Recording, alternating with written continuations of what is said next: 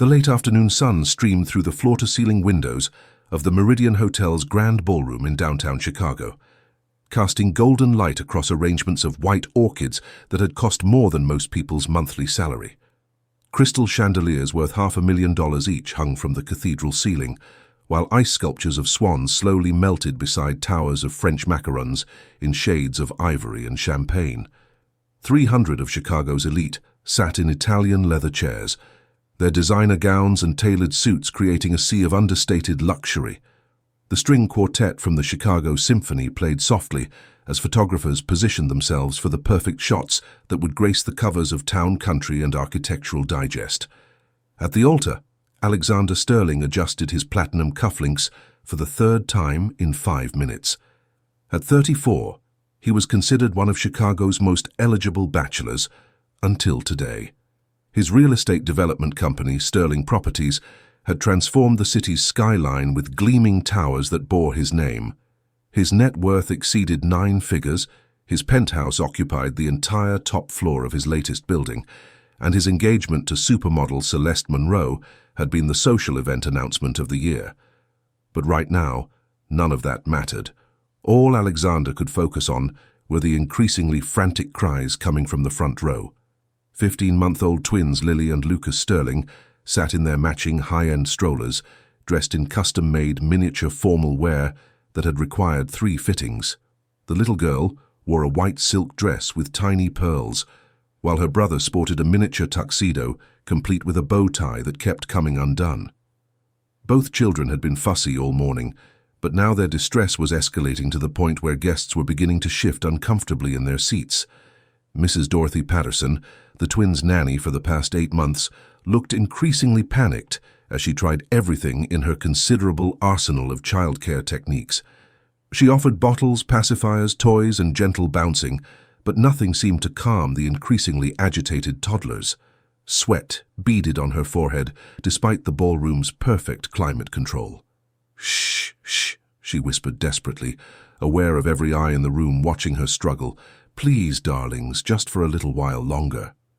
From her position at the back of the ballroom, Celeste Monroe made her entrance exactly 23 minutes late, perfectly calculated for maximum dramatic impact. At 28, she was at the peak of her modeling career, with campaigns for luxury brands spanning from Paris to Tokyo. Her custom Valentino gown had required 6 fittings and featured hand-sewn crystals that caught the light with every step. Her platinum blonde hair was arranged in an elaborate updo that had taken 3 hours to perfect, and her makeup was flawless despite the emotional photos she'd been posting on social media all morning about her journey to becoming a stepmother. But as she began her procession down the rose-petal-strewn aisle, the twins' cries grew louder, competing with the string quartet and drawing attention away from her carefully choreographed entrance. Celeste's professional smile tightened almost imperceptibly, a change that would be invisible to most, but was glaringly obvious to anyone who knew her well. Alexander watched his bride-to-be approach, noting the subtle signs of irritation she couldn't quite hide. He'd been with Celeste for 2 years, long enough to recognize when her patience was wearing thin. The twins had always been a complication in their relationship, a reminder of his brief marriage to Sarah, who had died in a car accident when the babies were only 3 months old. Celeste had initially embraced the idea of becoming a stepmother, posting touching messages on social media about blended families and love multiplied. But Alexander was beginning to realize that her public persona and private feelings might not align as perfectly as he'd hoped. The ceremony began with traditional wedding processional music, but the twins' cries created an unfortunate counterpoint that made it impossible for the officiant to be heard clearly. Mrs. Patterson bounced them more vigorously, her face flushed with embarrassment and growing desperation. "Could we perhaps move the children to the anteroom?" suggested Reverend Michael Harrison quietly, leaning toward Alexander. Before Alexander could respond, Celeste's voice cut through the string quartet's melody with surgical precision. "Mrs. Patterson, please remove the children immediately. They're disrupting the ceremony." The nanny looked toward Alexander uncertainly. The twins were his children, not Celeste's, regardless of what the wedding programs might suggest about their soon-to-be blended family. But Miss Monroe, "They're part of the wedding party," Mrs. Patterson whispered back, trying to maintain the facade that everything was proceeding normally. "I don't care," Celeste replied, loud enough for the first 3 rows to hear. "Remove them now." Dr. Harrison Webb, Alexander's best friend since Harvard and the twins' pediatrician, shifted uncomfortably in his front row seat. He'd been concerned about this marriage for months, though he'd kept his reservations to himself. As a pediatrician, he understood child development and knew that 15-month-old twins crying at a formal event was not just normal, it was completely predictable. The real issue wasn't the children's behavior, but the adults' unrealistic expectations and lack of preparation. Alexander found himself frozen between his children's obvious distress and his bride's growing anger. This was supposed to be the happiest day of his life, the moment when he finally created the perfect family he'd always envisioned. Instead, he felt like he was watching a carefully constructed facade crumble in real time. Meanwhile, from the service corridor that connected the ballroom to the hotel's catering kitchen, Maya Chen paused in her work, setting up champagne flutes for the reception toast. At 24, she was in her final semester of graduate school, working toward a master's degree in child psychology with a specialization in early childhood development. The catering job at the Meridian Hotel was one of 3 part-time positions she juggled to pay for her education, along with student loans that would take her decades to repay. Maya had immigrated with her family from Taiwan when she was 8 years old. Her parents had sacrificed everything to give her and her younger sister opportunities they'd never had, working multiple jobs and living in a tiny apartment in Chinatown so their daughters could attend good schools. Her mother cleaned office buildings at night, her father drove a taxi during the day, and both had impressed upon Maya the importance of education and hard work. But right now, none of her academic knowledge or personal history mattered. All Maya could think about were those crying babies and the obvious distress in their voices. She'd been around children her entire life, helping raise her younger sister, babysitting for neighbors, volunteering at community centers. She could distinguish between different types of crying: hunger, tiredness, overstimulation, fear. These twins weren't just fussy. They were overwhelmed and frightened by the chaos and tension around them. Her supervisor, Mr. Rodriguez, had already warned her twice about watching the wedding proceedings instead of focusing on her work. The Meridian Hotel prided itself on invisible service, staff who could anticipate needs without drawing attention to themselves. But Maya couldn't ignore the increasingly desperate situation unfolding just yards away.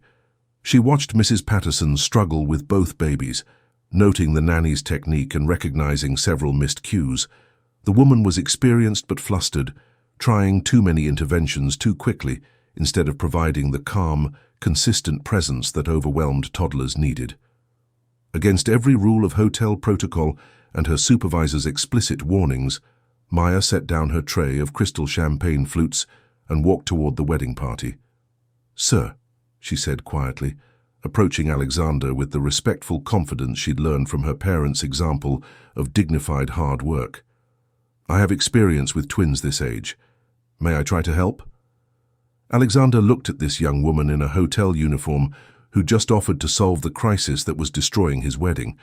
He didn't know her name or her qualifications, but desperation made the decision easy. But before he could respond, Celeste's reaction was swift and brutal. "Excuse me?" Celeste's blue eyes flashed dangerously, her voice carrying clearly across the hushed ballroom. "The catering staff doesn't need to get involved in family matters. Know your place." The words hit Maya like a physical blow, but she kept her expression neutral and professional. She'd experienced enough prejudice and condescension in her life to recognize it immediately, but she also knew that reacting defensively would only make the situation worse for everyone, especially the babies. Alexander looked between his crying children, his angry bride, and this composed young woman who just offered help. Every instinct told him to accept the assistance, but years of social conditioning and Celeste's obvious fury made him hesitate. Dr. Webb stood up from his seat in the front row, his medical training overriding social protocol. "Actually," he said calmly but clearly enough for everyone to hear, "what Miss—" He paused, realizing he didn't know Maya's name. "Chen," Maya supplied quietly. What Miss Chen just offered demonstrates textbook infant soothing technique, Dr. Webb continued. She clearly has proper training with children this age. Alexander made his decision. Please, he said to Maya, ignoring Celeste's shocked expression. Anything you can do to help them. Maya nodded and stepped forward, addressing Mrs. Patterson respectfully. May I try? Sometimes a fresh approach can help. The nanny, grateful for any assistance, immediately handed both crying babies to Maya. What happened next would be remembered by every guest in attendance for years to come. Maya cradled both twins against her chest, her movements calm and confident. She quickly assessed their state, overstimulated, frightened by the tension, and probably due for naps they'd missed because of the wedding schedule. She looked around and spotted a silk table runner from one of the decorative displays. Could you hand me that, please? She asked a nearby waiter, her voice quiet but authoritative. Using the silk fabric with practiced efficiency, Maya created a simple but effective baby wrap, securing both twins against her body in a position that mimicked the womb environment. Then she began swaying gently from side to side, her movements rhythmic and soothing. Could the quartet play something with a steady rhythm? She asked the musicians quietly. Something that matches a heartbeat tempo? The musicians, grateful for any direction that might help salvage the ceremony, immediately began a gentle, rhythmic piece in 4/4 time. Maya matched her swaying to the music, exaggerating her own calm breathing, and allowing the twins to feel the rise and fall of her chest. The transformation was remarkable. Within 3 minutes, both Lily and Lucas had stopped crying. Their tense little bodies relaxed against Maya's warmth, their breathing synchronized with hers. Within 5 minutes, their eyelids were growing heavy as the overstimulation finally gave way to the comfort they'd been seeking. The entire ballroom watched in amazement as this young woman in a catering uniform accomplished what the expensive nanny, the frantic parents, and all the resources money could buy had failed to achieve. How did you do that? Alexander whispered, staring at his now peaceful children with something approaching awe. Maya looked up at him with gentle eyes. They weren't being difficult. They were telling us what they needed. Sometimes adults just need to listen differently. But instead of relief or gratitude, Celeste stepped forward, her face flushed with humiliation and rage. The attention that should have been focused on her perfect wedding was now entirely on this hotel employee who'd just made her look incompetent in front of 300 of the city's most influential people. "How dare you touch my children without permission?" she said loudly enough for everyone to hear. "You're just the help. You have no right to interfere in family matters." The words hung in the air like a poison cloud. The string quartet stopped playing abruptly. 300 guests sat in uncomfortable silence, witnessing a moment that would be gossiped about in Chicago society circles for months to come. Dr. Webb stood up again, his voice cutting through the tension with professional authority. "Actually, what Miss Chen just demonstrated is textbook infant soothing technique combined with excellent instincts about child development. She should be commended, not criticized." Alexander stared at his sleeping children, so peaceful in Maya's arms, then looked at Celeste's twisted expression of fury. Something shifted in his perception, like puzzle pieces finally clicking into place. "Have they ever calmed down this quickly for you, Celeste?" he asked quietly, his voice carrying in the hushed ballroom. The question was simple, direct, and devastating in its implications. Celeste's eyes widened, then narrowed dangerously. "What exactly are you implying?" "It's a straightforward question," Alexander continued, his voice gaining strength as clarity replaced confusion. "In the 15 months since Lily and Lucas were born, have they ever fallen asleep this easily when you held them?" More whispers spread through the crowd as the implications of the question sank in. This wasn't just about a disrupted wedding ceremony. This was about the fundamental dynamics of the family they were supposedly about to create. Celeste laughed nervously, glancing at the sea of watching faces. "We have a full-time nanny for a reason, Alexander. I'm not going to ruin my career and my designer clothes dealing with baby messes and sleepless nights. That's what staff is for." The words fell into the silence, like stones into still water, creating ripples of shock and uncomfortable recognition. Several guests exchanged meaningful glances, suddenly seeing their host's relationship dynamic with uncomfortable clarity. Alexander stared at Celeste as if seeing her for the first time. The woman he'd planned to marry, the woman who would become his children's stepmother, had just publicly declared that actually caring for those children was beneath her. "May I speak with you privately for a moment?" he asked, his voice tight with controlled emotion. "Now." "We're in the middle of our wedding ceremony," Celeste protested, suddenly realizing that her honest response might have revealed more than she'd intended. "Yes, now," Alexander replied firmly, taking her elbow and guiding her toward a side door. The 300 guests sat in uncomfortable silence for 7 long minutes, while Maya continued to sway gently with the sleeping twins.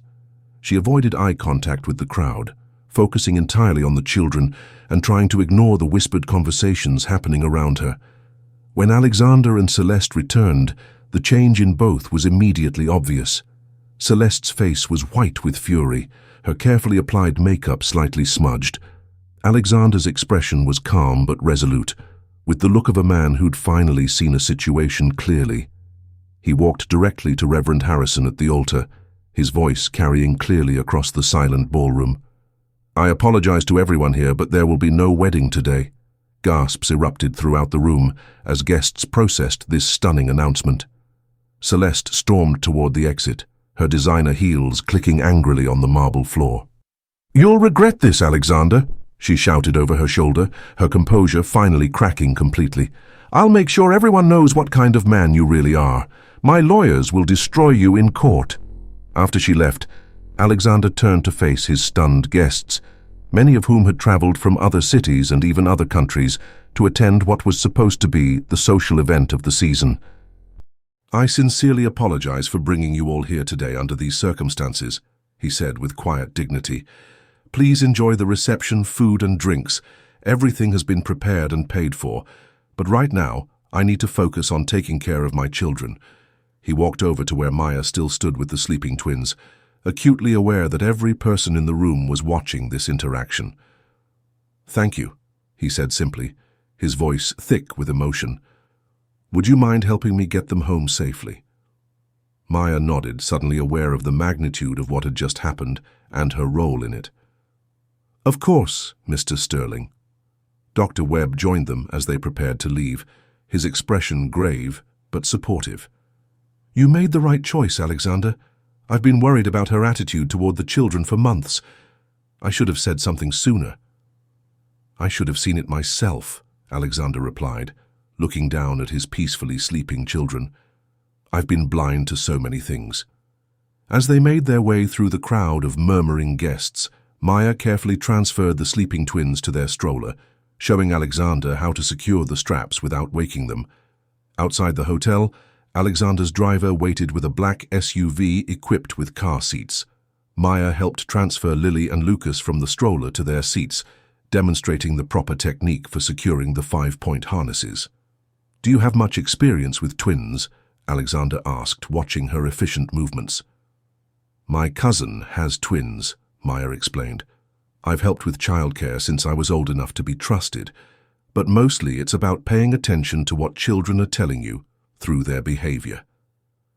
Alexander handed her his business card, the same one he'd given to dozens of potential business partners over the years, but this felt different. "Would you consider helping with Lily and Lucas on a temporary basis? Mrs. Patterson submitted her resignation this morning, and you clearly have a gift with children." Maya stared at the card, heavy cardstock with elegant embossed lettering that probably cost more than her textbooks. Her mind raced through the implications. She needed the money desperately. Her current job at the hotel was probably over after abandoning her post, and her thesis research was focused on exactly this type of early childhood development. "I'll call you tomorrow," Alexander said, sensing her hesitation and the overwhelming nature of the day's events. "Please think about it. I realize this is a lot to process." As the SUV pulled away into Chicago traffic, Maya stood on the sidewalk in her catering uniform, still holding Alexander Sterling's business card.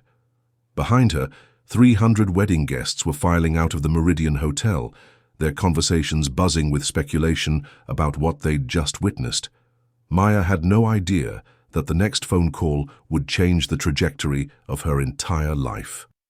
Maya Chen stared at Alexander Sterling's business card as she sat at her tiny kitchen table in the studio apartment she shared with her roommate, Jennifer.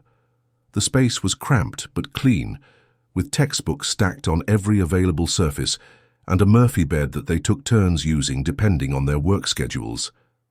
Jennifer, a nursing student at Northwestern, had come home from her overnight shift at the hospital to find Maya still awake, replaying the events of the previous day. "So let me get this straight," Jennifer said, pouring coffee from their ancient drip machine. "You basically broke up Chicago's wedding of the year by proving that a supermodel doesn't know how to handle crying babies." "I didn't break up anything," Maya protested, though she couldn't deny her role in the dramatic events. "I just helped two overwhelmed children. The wedding fell apart because of much deeper problems." "And now this billionaire wants to hire you to be his nanny?" Maya winced at the term. "Childcare provider, and I don't know if he's a billionaire." "Girl, I looked him up last night. Sterling Properties owns half the skyline. His penthouse is featured in architectural magazines. He's definitely a billionaire, or close enough that it doesn't matter." Maya's phone had been buzzing intermittently since she'd gotten home, but she'd been too emotionally drained to deal with calls or messages. Now she saw 3 missed calls from her supervisor at the Meridian Hotel and a text message that made her stomach sink. "Come in at 8 a.m. to clear out your locker and return your uniform. Your employment is terminated effective immediately." "Well, that makes the decision easier," she sighed, showing Jennifer the message. "Maya, this could be the opportunity you've been waiting for," Jennifer said earnestly. "You've been working 3 part-time jobs just to survive. If this guy is offering good money—" "It's complicated, Jen. Rich people have different expectations, different rules. And after what happened yesterday, I'm not sure I want to get involved in that kind of drama." Her phone rang, interrupting their conversation. An unknown number with a Chicago area code. "Miss Chen, this is Victoria Hamilton, Executive Assistant to Alexander Sterling. Mr. Sterling would like to discuss the possibility of you joining his household staff to care for his children. Would you be available for a phone conversation this morning?" Maya's heart rate picked up. Yes, I could talk this morning." "Excellent. Mr. Sterling is dealing with an urgent situation. One of the twins developed a fever overnight, and his nanny resigned yesterday evening. He specifically requested to speak with you based on your interaction with the children yesterday." After hanging up, Maya looked at Jennifer with wide eyes. "One of the babies is sick and the nanny quit." "Those kids need you," Jennifer said firmly. "And honestly, you need this job. When's the last time you had health insurance?" 30 minutes later, Maya's phone rang again. This time, Alexander Sterling's voice was on the line and he sounded exhausted. "Miss Chen, thank you for taking my call. I'll be direct. I'm in over my head here. Lily had a fever of 102 degrees this morning. Lucas hasn't stopped crying since Mrs. Patterson left. And I have a board meeting in 3 hours that I absolutely cannot miss. I know this is presumptuous, but would you consider helping, even temporarily?" Maya could hear crying in the background, and what sounded like Alexander trying to comfort a child while talking. Her heart went out to both father and babies. "What exactly would you need from me?" she asked carefully.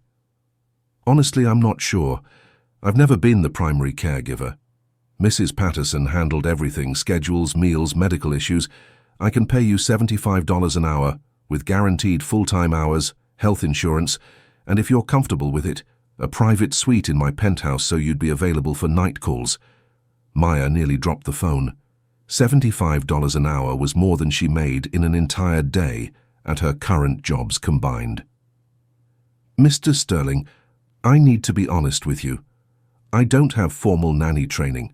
My background is in child psychology and development, but most of my hands-on experience has been informal, family members, volunteer work, part-time babysitting." "Miss Chen, yesterday you accomplished something that a professionally trained nanny with excellent references couldn't do. You understood what my children needed and provided it calmly and effectively. Right now, that's exactly what we need." After ending the call, Maya sat staring at her reflection in the bathroom mirror. Her mother had always told her that opportunities came disguised as problems and that the key to success was recognizing when to take a calculated risk.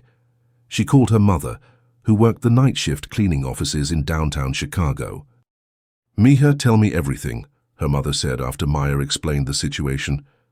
"It sounds like this man is going through something very difficult, and those babies need someone who understands children," her mother said thoughtfully. "But wealthy people live in a different world, with different expectations and complications.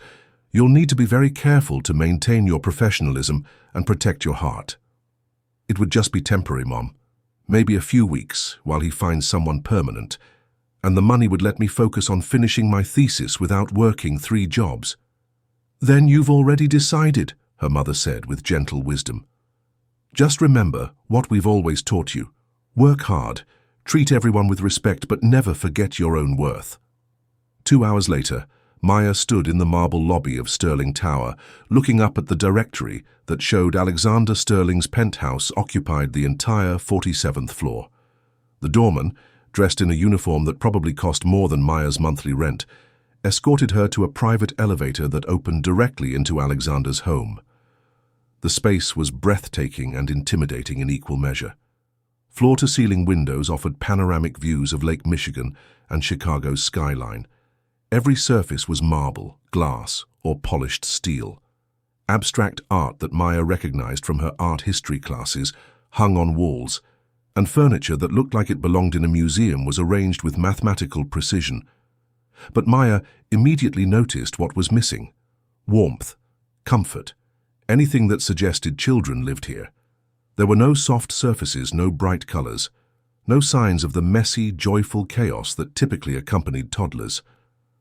Alexander Sterling appeared from what Maya assumed was a hallway leading to bedrooms, and he looked nothing like the confident groom she'd seen the day before.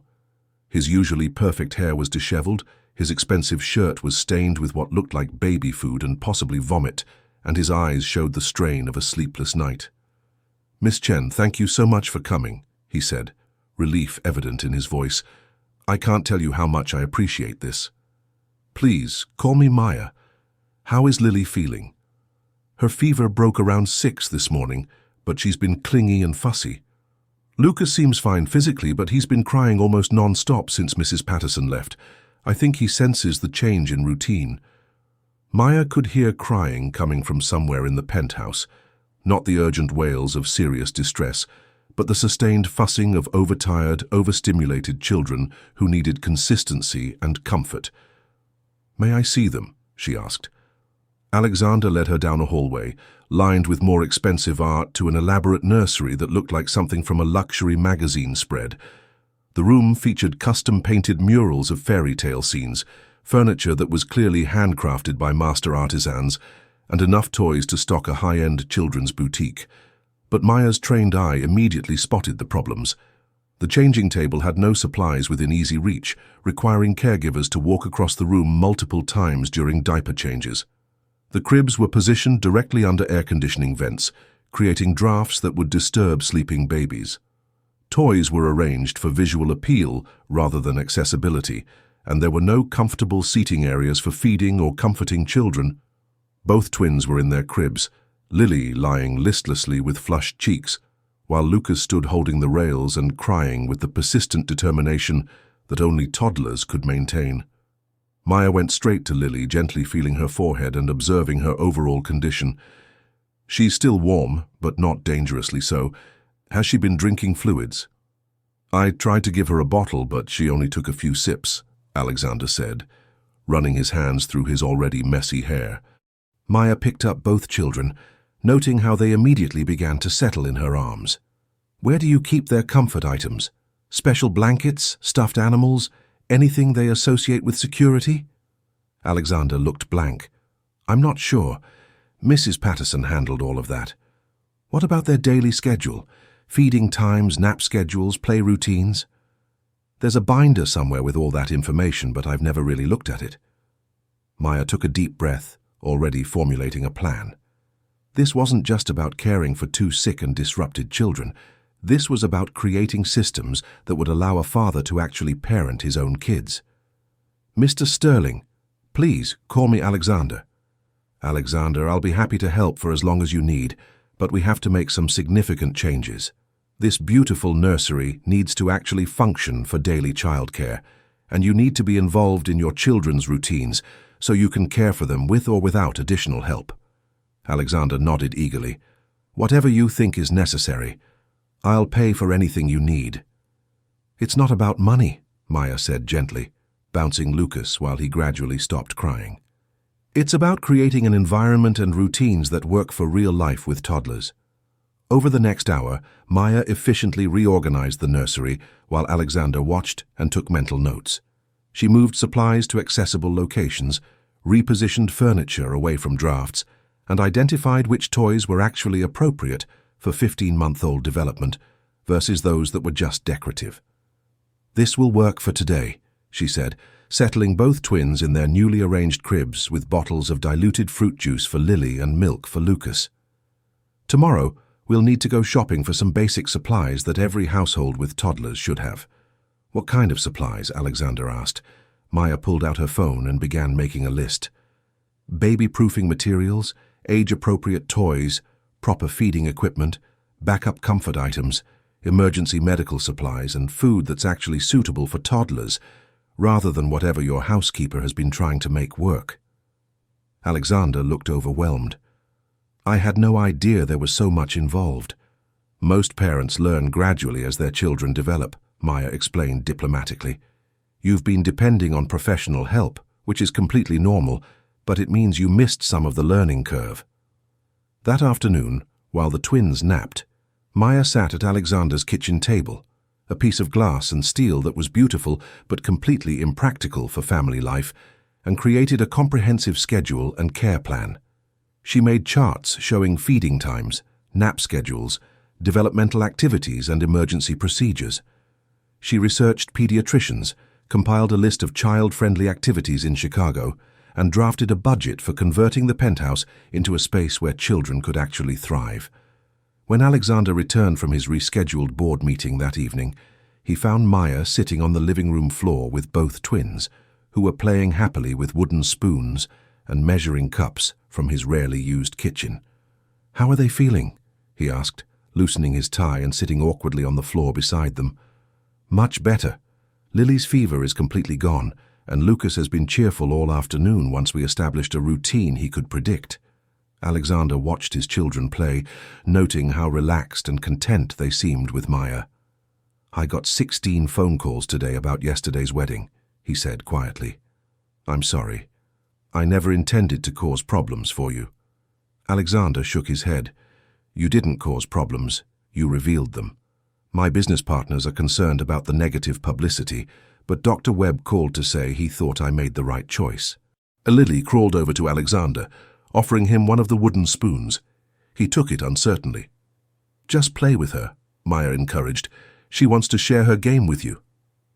Thank you, Lily, Alexander said formally. Lily babbled happily and patted his hand, and Alexander felt something shift in his chest, a warmth and connection he'd never experienced with his children before. Maya, he said quietly, would you consider making this arrangement permanent? Not just until I find another nanny, but as a long-term position. I realize now how much I've been missing by delegating all the parenting to staff. Maya looked at him carefully, seeing the genuine emotion in his eyes. What exactly are you proposing? I want to learn how to be a real father to Lily and Lucas. I want to restructure my life so that they're the priority, not an afterthought. And I think you could teach me how to do that while providing them with the care and consistency they need.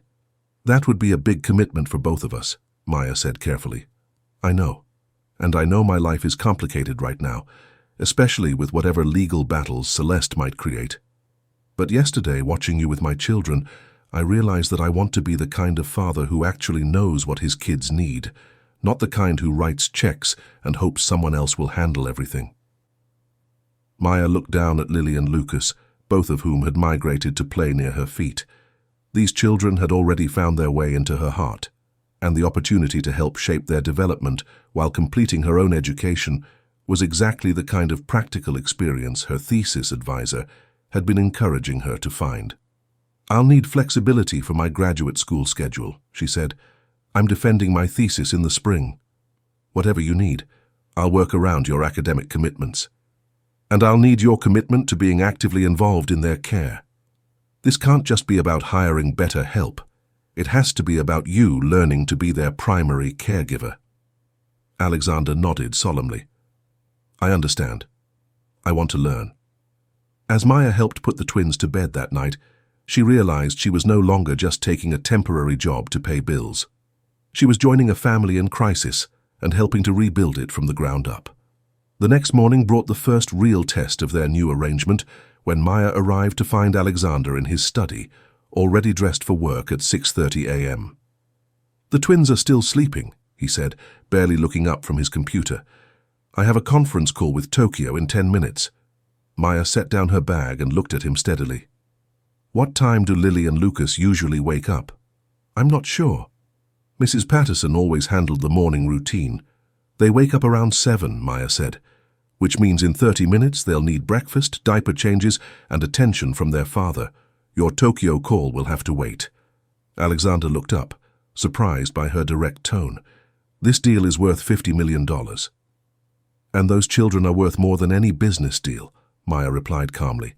"If you want me to help you become the father they deserve, that starts with showing up for the daily moments that matter to them." For a moment they stared at each other across an invisible line that defined their new relationship. Maya was no longer just an employee. She was a partner in raising these children, and that partnership required mutual respect and shared priorities. Alexander closed his laptop. "You're right. Tokyo can wait an hour." That morning, Maya taught Alexander how to change diapers efficiently, how to prepare toddler-appropriate breakfast foods, and how to read the subtle cues that indicated whether his children needed attention, comfort, or space to explore. "Lily likes her oatmeal slightly warm but not hot," Maya explained, showing him how to test the temperature. "And Lucas prefers his fruit cut into small pieces he can pick up himself." Alexander took careful notes on his phone, treating this parenting education with the same seriousness he brought to business negotiations. "Why didn't Mrs. Patterson teach me any of this?" he asked, watching Lucas carefully maneuver pieces of banana into his mouth. "Because you never asked," Maya said honestly. "Most professional nannies are hired to handle everything so parents don't have to be bothered with daily care details." "But I want to be bothered," Alexander said, surprising himself with the realization. "I want to know what they like and need." Over the following weeks, Alexander Sterling's life underwent a complete transformation. He restructured his company to delegate more operational responsibilities to his capable management team, allowing him to focus on strategic decisions that required his personal attention while being physically present for his children's daily routines. The changes weren't just logistical, they were emotional. For the first time since becoming a father, Alexander began to understand what it meant to actually parent rather than simply provide for his children. 3 weeks after the wedding disaster, Alexander's penthouse had been transformed from a sterile showplace into something that actually resembled a home where children lived and thrived. The pristine white marble floors now featured colorful foam tiles in play areas. Safety gates blocked access to stairs and sharp corners. The minimalist furniture had been supplemented with comfortable seating where Alexander could read bedtime stories or Maya could rock fussy babies. Most importantly, the space now showed signs of daily life, toys scattered in designated areas, children's artwork taped to the refrigerator, and the subtle chaos that came with toddlers who felt secure enough to explore their environment. Maya had established routines that gave structure to everyone's days. Mornings began with Alexander helping prepare breakfast while she got the twins dressed. Afternoons included educational play, walks to the nearby park, or visits to the children's section of the library. Evenings featured family dinner, followed by bath time and stories, with Alexander taking increasingly active roles in each activity. The transformation in Alexander himself was perhaps even more dramatic than the changes to his living space. The man who 3 weeks ago had been intimidated by a crying baby now confidently handled diaper changes, knew exactly how each twin liked their food prepared, and could distinguish between different types of fussing. "Lucas is getting his molars," he announced one morning, observing his son's behavior with the analytical skills he'd once reserved for business deals. "He's drooling more than usual and keeps chewing on everything." Maya smiled as she prepared teething biscuits. "You're becoming quite the expert on child development." "I had a good teacher," Alexander replied, accepting Lucas's sticky hug without concern for his expensive shirt.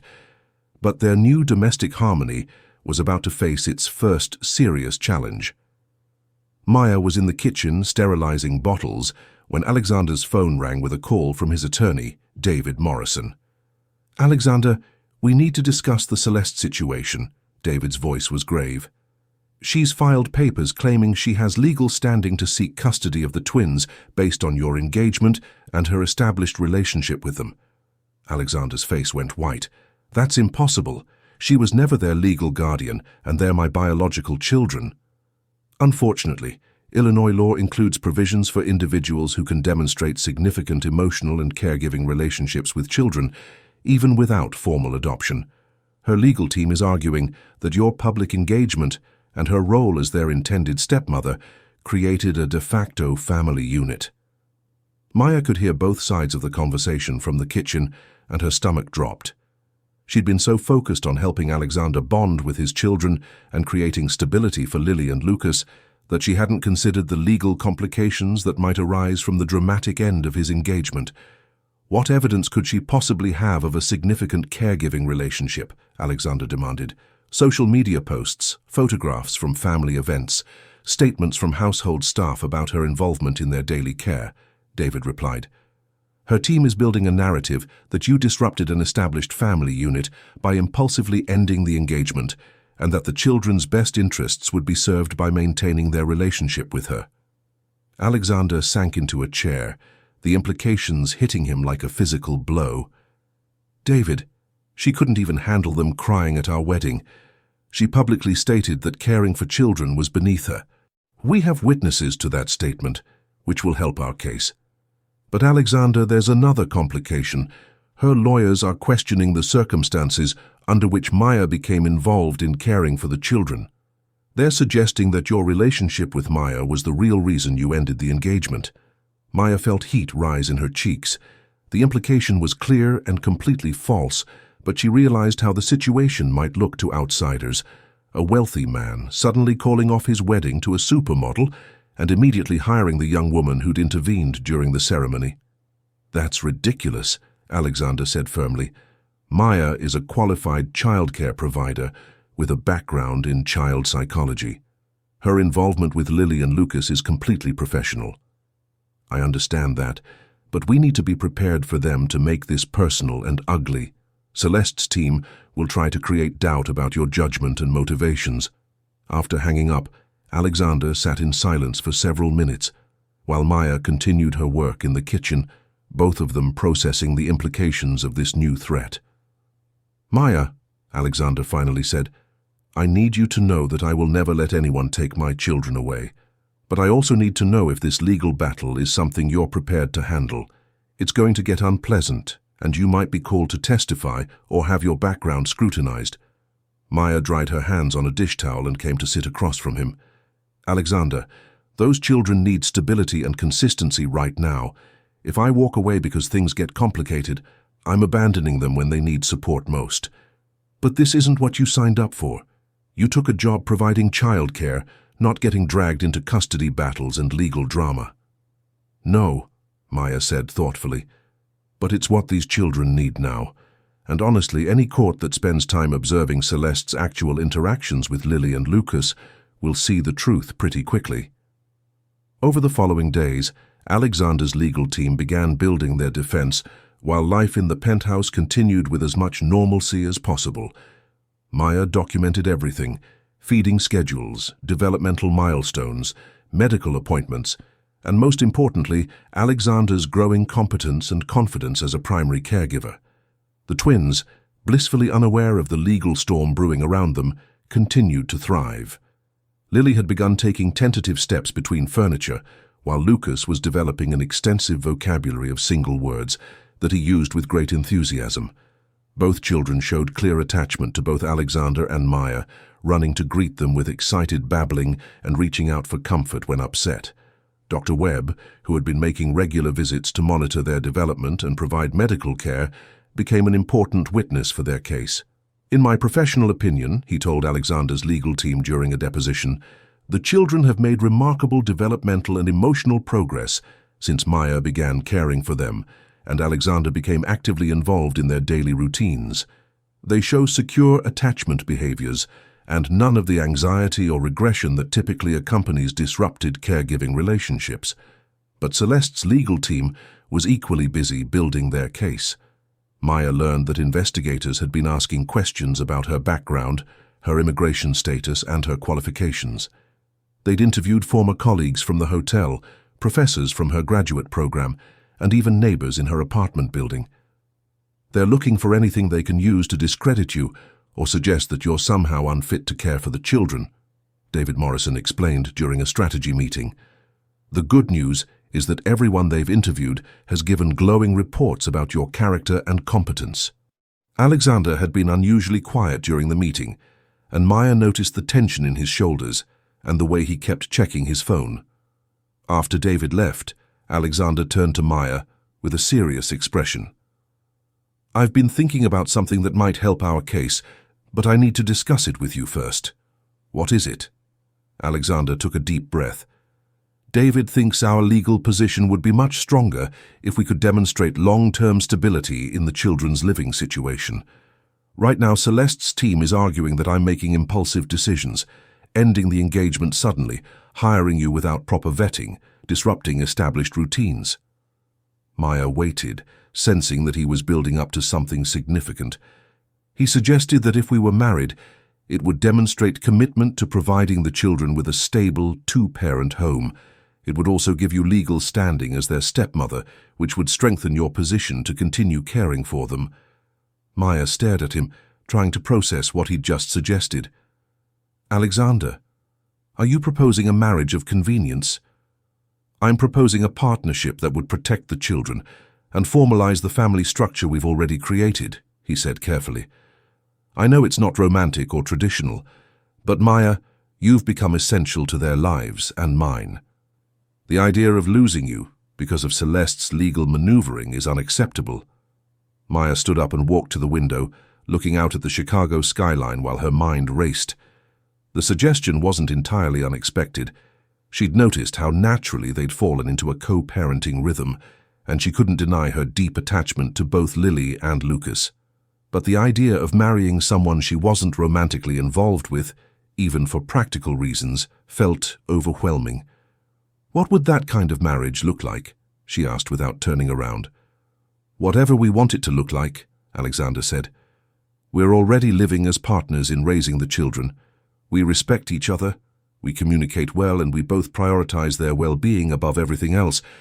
Many marriages have been built on less solid foundations." "But what about love?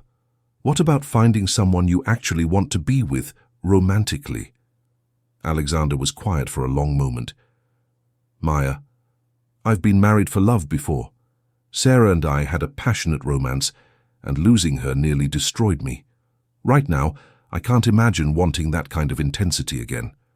What we have, friendship, shared goals, mutual respect, feels safer and more sustainable." Maya turned to face him. "And what about what I might want? I'm 24 years old, Alexander. I might want romance and passion and all the messy complications that come with falling in love."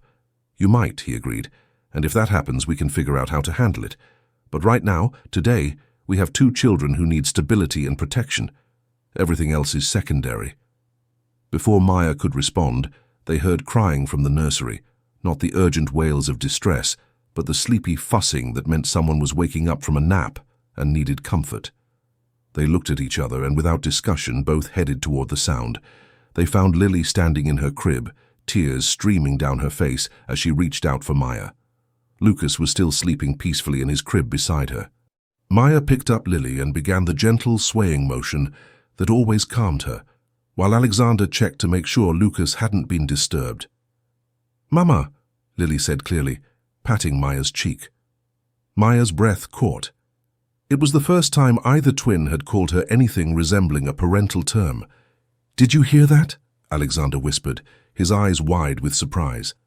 Before Maya could respond, Lucas stirred and sat up, immediately reaching out toward Alexander. "Dada," he said happily. Alexander lifted his son out of the crib, his face showing a mixture of joy and overwhelming emotion. "Hey, buddy. Did you have a good nap?" As they stood there, Alexander holding Lucas, Maya swaying with Lily, they looked like what they had unconsciously become, a family. "Maya," Alexander said softly, "I know this isn't how you imagined your life unfolding, but look at them. Look at how happy and secure they are. If we can provide them with stability and protection by formalizing our partnership, isn't that worth considering?" Maya looked down at Lily, who had relaxed completely in her arms and was now playing with a strand of Maya's hair. The little girl's trust was absolute and unconditional. Across the room, Lucas was babbling contentedly to Alexander, who was listening and responding as if they were having a perfectly reasonable conversation. "If we did this," Maya said carefully, "it would have to be a real marriage in every legal sense. We'd need to share financial responsibilities, make major decisions together, and present a united front in all matters relating to the children." "I understand that. And we'd need to be clear about expectations, living arrangements, privacy, personal relationships, everything. No assumptions or unspoken agreements." Alexander nodded. "We can work out whatever arrangements make sense for both of us." That night, after the twins were asleep, Maya and Alexander sat at his kitchen table with legal pads and laptops, creating what they called their partnership agreement. It covered everything from household management and childcare responsibilities to financial arrangements and contingency plans for various scenarios. "What about physical affection?" Maya asked, her cheeks slightly pink, but her voice steady. "I mean, in public we'd need to appear like a normal married couple, hand-holding, occasional kisses, that sort of thing." Alexander considered this. "We can keep it minimal and natural, nothing that makes either of us uncomfortable." "And what if one of us meets someone else, someone we want to be with romantically?" "Then we figure it out together," Alexander said. "The children's stability is the priority, but we're both human beings with our own needs and desires." They worked until nearly midnight, creating a document that was part prenuptial agreement, part business plan, and part parenting contract. It wasn't romantic, but it was thorough and honest. The next morning, Maya called her parents to explain the situation. The conversation was long and conducted primarily in Mandarin, with Maya switching to English only when Alexander's name came up. "My parents want to meet you," she told Alexander after hanging up.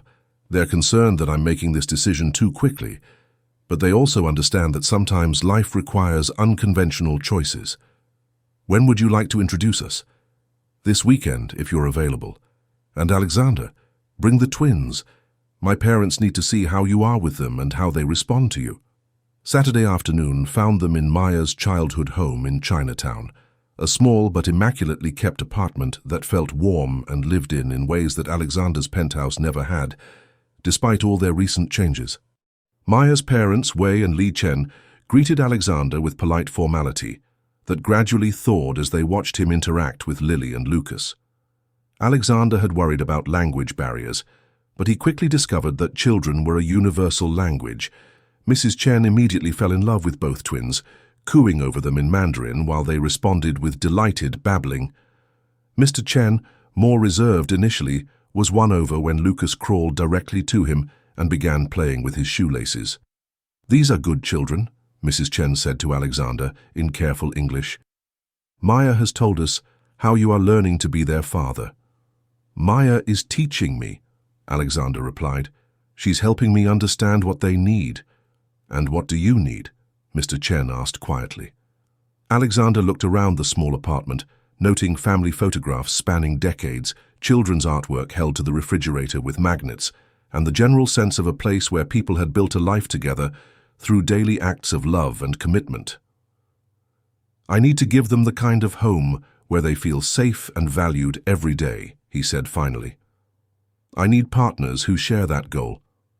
Maya's parents exchanged a meaningful look, the kind of communication that came from 30 years of marriage and shared priorities. "Maya is our most precious gift," Mrs. Chen said to Alexander. She has worked so hard for her education, for her future. You must promise to support her dreams, not just her ability to care for your children." "I promise," Alexander said solemnly. "Her education and her career goals are as important as anything else in this arrangement." Before they left that evening, Mr. Chen pulled Alexander aside for a private conversation. "I came to America with nothing," he said quietly. "I worked jobs that educated men in Taiwan would never consider. I did this so my daughters could have choices I never had." Alexander nodded, understanding the weight behind the words. "Maya is choosing to help your family, but she is also giving up other possibilities. You must make sure she never regrets this choice." "Sir, I can't promise that life will be simple or that we won't face challenges, but I can promise that I will never take her sacrifice for granted, and I will support her in whatever ways I can." Mr. Chen studied Alexander's face for a long moment, then nodded approvingly. 2 weeks later, on a Tuesday morning in November, Maya Chen and Alexander Sterling were married in a simple civil ceremony at Chicago City Hall. Dr. Webb served as Alexander's witness, while Maya's sister Jennifer flew in from nursing school to stand with her. The twins, dressed in their best clothes, attended the ceremony in their stroller. Lily clapped her hands when the judge pronounced them married, while Lucas threw his stuffed animal in celebration. There was no reception, no photographers, no fanfare. After the ceremony, they went home to the penthouse, where Maya officially moved her belongings into the guest suite that had been converted into her private space. That evening, as they put the children to bed together, Maya realized that this unconventional marriage felt more real and meaningful than many traditional weddings she'd attended. "Are you okay with everything?" Alexander asked as they finished the bedtime routine. Maya looked down at Lily and Lucas, both sleeping peacefully in their cribs, then at Alexander, who was waiting for her answer with genuine concern in his eyes. "I think we're going to be just fine," she said. 6 months into their marriage, Maya and Alexander had settled into a rhythm that worked remarkably well for everyone involved. The custody battle with Celeste had been resolved decisively in their favor, when her own behavior during supervised visitations demonstrated her lack of genuine attachment to or understanding of the children's needs. The judge had been particularly influenced by footage of Celeste checking her phone and applying lipstick, while the twins played alone during what was supposed to be quality bonding time. Maya was thriving in her graduate program, having successfully defended her thesis on early childhood attachment and development. Her research, which drew extensively on her experiences with Lily and Lucas, had been so well received that she'd been offered a position as a lecturer at Northwestern University's School of Education. Alexander had restructured Sterling Properties to allow him more flexibility in his schedule, and had become genuinely skilled at balancing his business responsibilities with active parenting. The twins, now approaching their 2nd birthday, were thriving in ways that exceeded every developmental milestone. But success had brought new challenges that neither Maya nor Alexander had fully anticipated. "Alexander," Maya said one evening as they cleaned up after dinner, "we need to talk about something that's been bothering me." Alexander looked up from loading the dishwasher, a domestic skill he'd mastered with surprising enthusiasm. "What's wrong?" "I've been getting calls from journalists wanting to interview me about our fairy tale romance," Maya said, making air quotes. "Apparently someone leaked details about how we met, and now there are articles calling me Cinderella and suggesting that I'm some kind of gold digger who manipulated my way into wealth." Alexander's face darkened. "I'll have David look into who might have leaked information. The staff all signed confidentiality agreements." "It's not just about the privacy breach," Maya continued. "It's about how this affects my professional credibility. I'm starting a university position, and I can't have people questioning whether I got opportunities because of my marriage rather than my qualifications." This was exactly the kind of complication Maya had worried about from the beginning. Their arrangement worked beautifully within the confines of their home and family life, but the outside world insisted on applying traditional romantic narratives to their partnership. "What do you want to do?" Alexander asked. "I think we need to be more public about the reality of our marriage," Maya said carefully.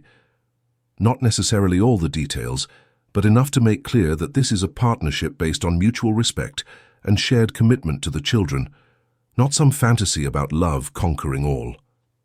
Alexander considered this. Over the months, he'd grown to genuinely care for Maya in ways that went beyond their practical partnership, though he'd been careful not to complicate their arrangement by expressing feelings she might not share. Would you be comfortable with a joint interview? Something where we can control the narrative and emphasize our commitment to family stability? I think so, as long as we're honest about what our marriage actually is. They agreed to an interview with Chicago Magazine, figuring that a local publication would be more likely to focus on substance rather than sensational speculation. The interview, conducted in their home with Lily and Lucas playing nearby, went exactly as planned. Maya spoke eloquently about child development and her academic work, while Alexander discussed how fatherhood had changed his priorities and business focus. Together, they presented themselves as partners who had found an unconventional but effective way to create a stable family environment.